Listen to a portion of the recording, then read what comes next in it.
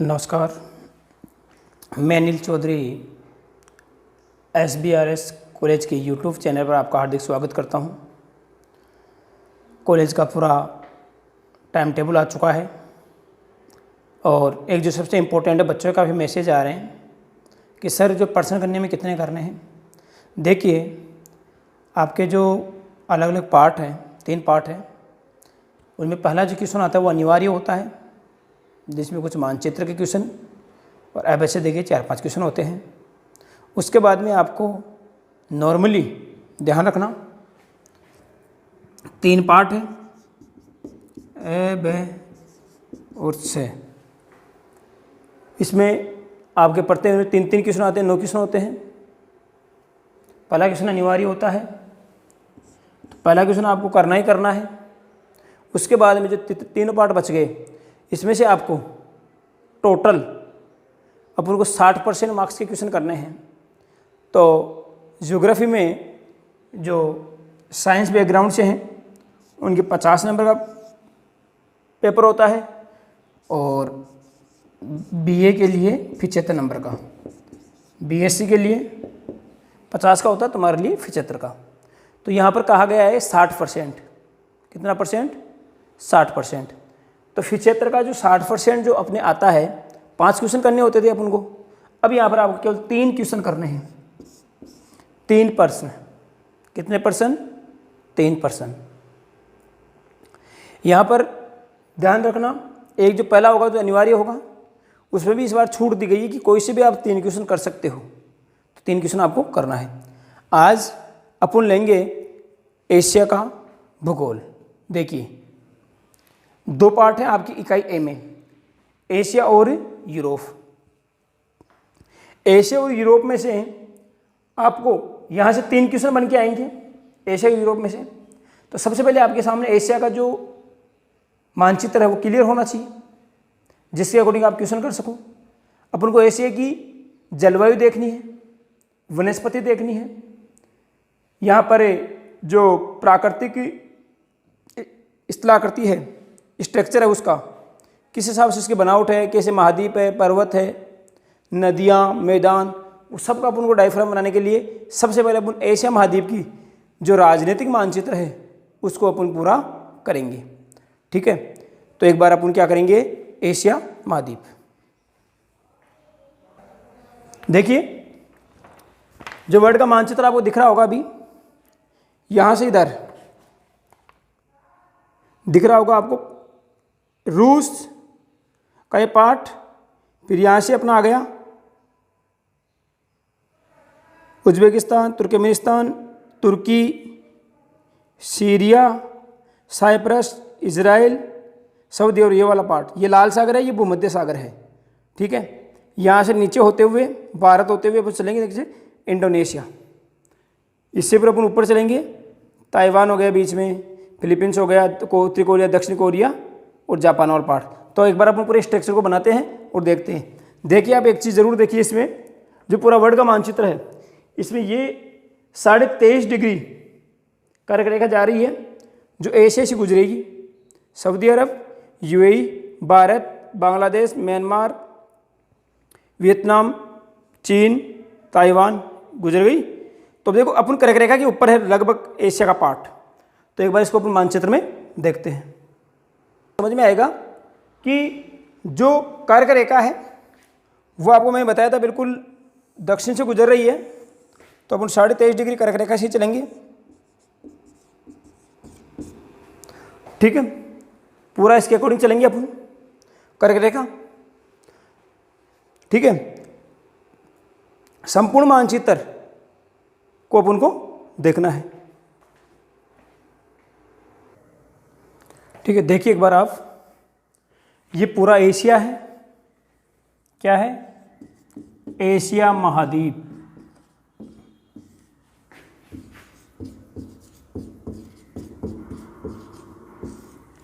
Asia महाद्वीप। देखो, क्षेत्रफल की दृष्टि से और जनसंख्या की दृष्टि से विश्व का सबसे बड़ा महाद्वीप। यहाँ पर देखिए आप, सबसे पहले अपन को अपने देशों के बारे में तो बेसिक जानकारी होनी चाहिए, जिससे कि अपन को चीज़ों को पढ़ें तो अपने को सामने नज़र रहे। अपन बात करेंगे अपने भारत से। तो भारत से कर्क रेखा गुजरती है।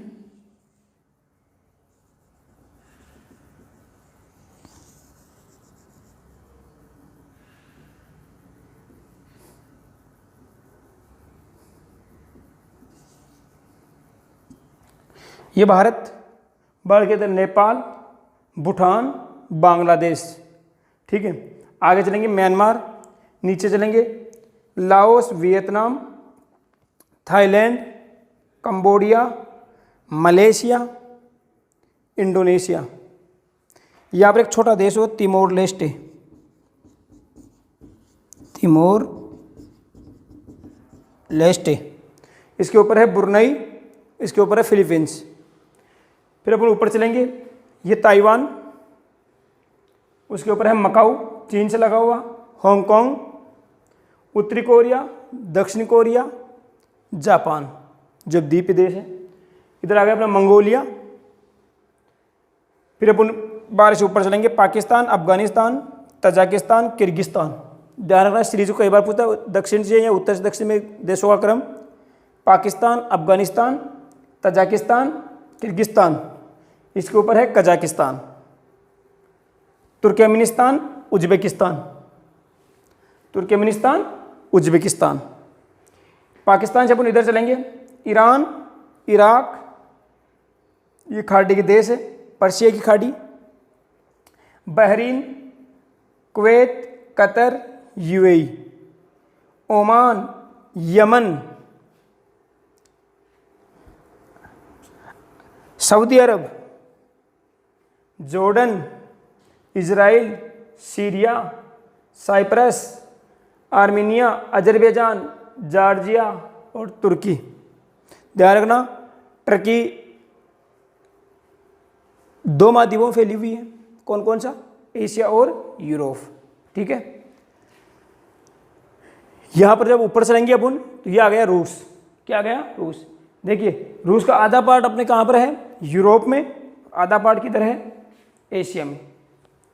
जो इसका राजनीतिक भाग है मॉस्को, वो यूरोप में आता है। अब देखिए, इसकी बेसिक जो चीज़ें हैं समझना अब आपको। यहाँ पर आपको देखना है, इधर जब अपन चलेंगे तो यहाँ आएगा लाल सागर। क्या आएगा बेटा? लाल सागर। ओमान यमन की सीमा बनाता हुआ ये खाड़ी बन गई है। लगभग ये ऊपर ही जाता हुआ, भारत से मिलता हुआ, द्वीपों के रूप में है। ये द्वीप में रूप में है।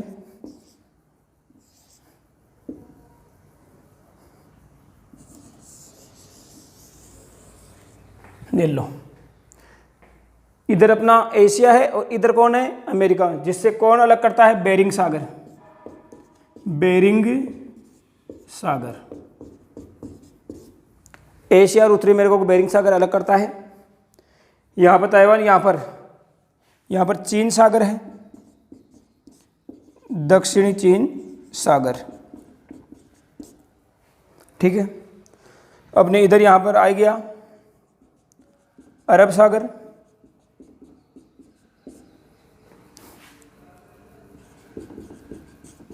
पर्शिया की खाड़ी,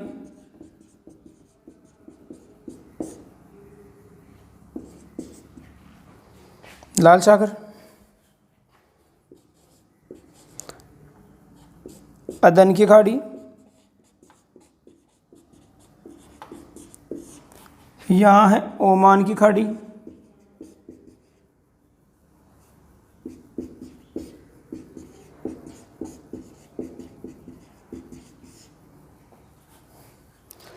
यहाँ पर है छोटी सी है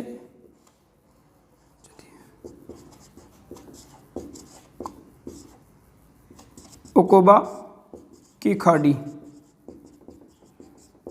यहाँ पास में है मर्त सागर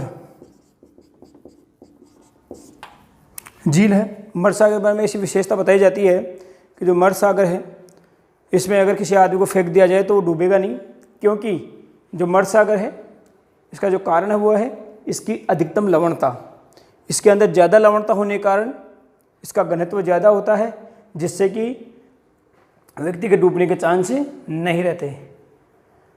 आपको जब पूरे स्ट्रक्चर में देखने के बाद पता लगता है और समझ में आता है कि जो अपना एशिया है वो दक्षिणी गोलार्ध में भी है और उत्तरी गोलार्ध में भी है।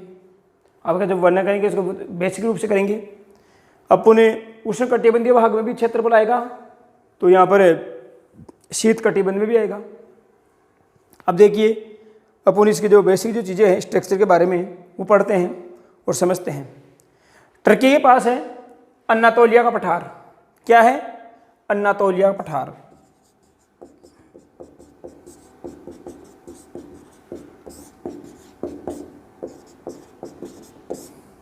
ये जो पूरा पार्ट है सऊदी अरब, ओमान, ये वाला, यह है अरब का पठार।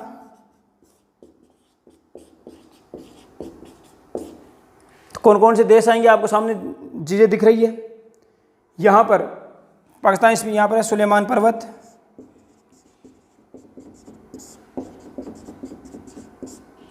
यहाँ पर बाहर, तो इसमें ये अपने कौन आ गया? हिमालय। ये आ गया तिब्बत का पठार।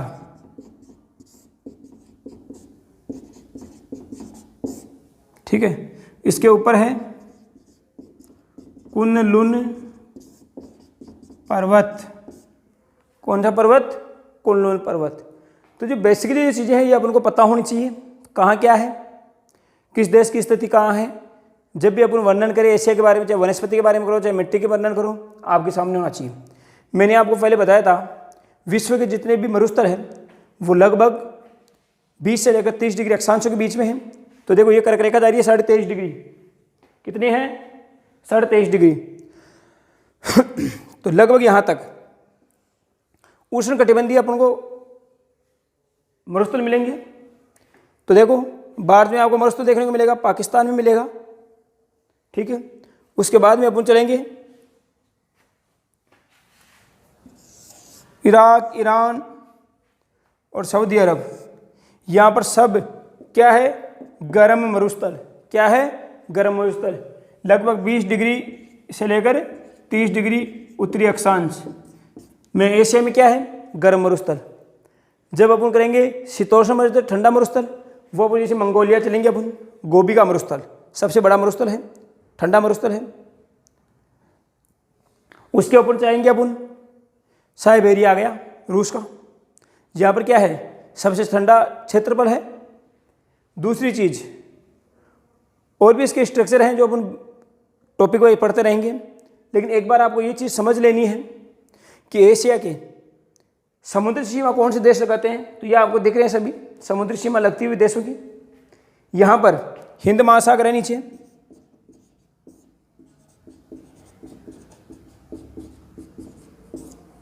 ठीक है। इसके अपन इधर चलेंगे तो बता दें क्या था? प्रशांत।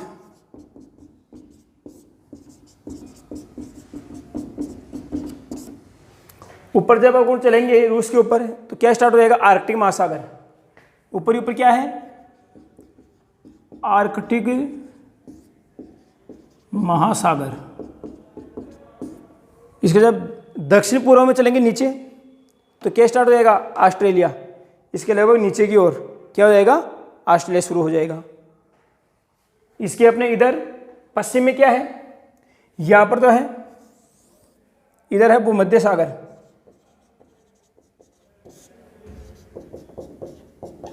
जब मैंने लास्ट पिछले वाली वीडियो, जो इस वीडियो को देख रहे हैं, इससे पहले आप पिछले वाली वीडियो को जरूर देखें जिसमें बेसिक जानकारी दी गई है। इसके ऊपर क्या है? अपना यूरोप है।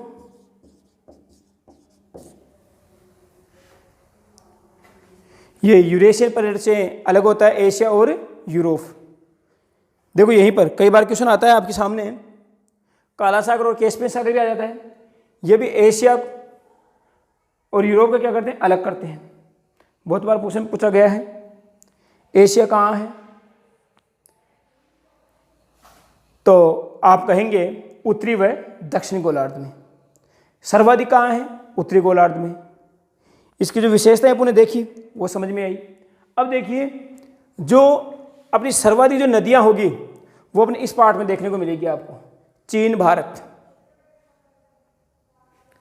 इराक, ईरान में भी नदियाँ देखने को मिलेगी, उतनी नहीं मिलेगी क्योंकि अपने हिमालय की वजह से भारत और चीन में सर्वाधिक नदियाँ हैं। गंगा है, ब्रह्मपुत्र है, सिंधु है, यांगटी से कियांग है, होंगो नदी है। ये नदियाँ दजला और फरात आपको इराक, ईरान में मिलेगी, जहाँ मेसोपोटामिया की अपन को सभ्यता मिलती है। तो जब अपन पूरे भारत की जानकारी मिलती है अपन को, तो समझ में आता है कि भारत के जो भी इर्द गिर्द देश हैं उनमें केवल मालदीव ही एक ऐसा है जो दक्षिण में द्वीपीय रूप में है और इसके नीचे पूरा क्या है, सागर। एक अपने नीचे यहाँ पर डियागो ग्रासिया,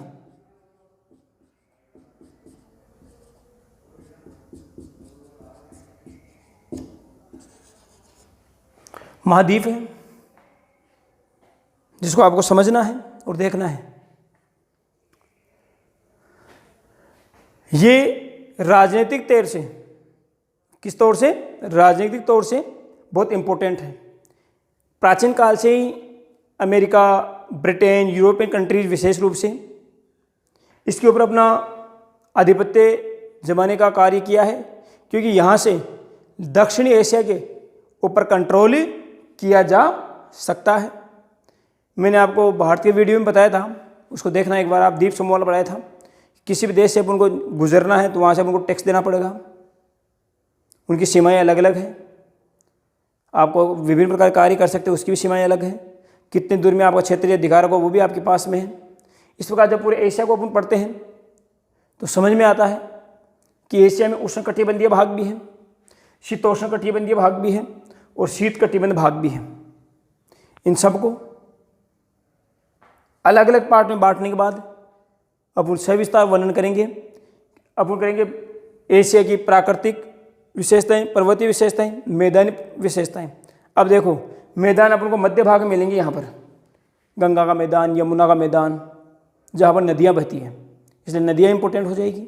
अपवाह तंत्र, अपनी वनस्पति, तो यहाँ पर देखो सदाबहार वनस्पति मिलेगी अपन को, उष्णकटिबंधीय वनस्पति मिलेगी, शीतोष्णकटिबंधीय वनस्पति मिलेगी और शीतकटिबंधीय वनस्पति मिलेगी जो ऊपरी ऊपर है। यहाँ पर अपन को क्षेत्रीय सागर भी मिलेंगे जो समुद्र से सीमा बनाते हैं, जैसे अरब सागर है, इधर अपनी बंगाली खाड़ी है, फिलीपींस सागर है नीचे।